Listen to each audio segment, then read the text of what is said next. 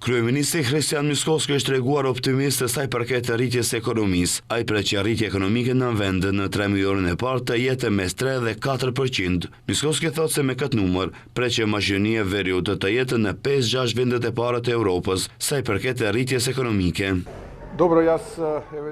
Unë këtë e kam thënë në periudhën e kaluar, pres përfundimisht që 3 mujori i pari këtij viti të tregojnë konsolidimin, të jemi në 5-6 ekonomitë e para në Europë në 3 mujorin e parë sipas përqindjes së rritjes së bruto prodhimit vendor. Të themi do të mbetëm te ai numër që e kam komunikuar hapur mes 3 ose 4%, por të shohim ditëve në vijim supozoj do të publikohet. Jo vetëm kaq, pritjet e Miskovskit të shkojnë edhe më tej. Ai gjithashtu pret që mashinoria veriut të jetë ndër vendet e para në botë që do të fitojë një marrëveshje për tregti të lirë me Shtetet e Bashkuara.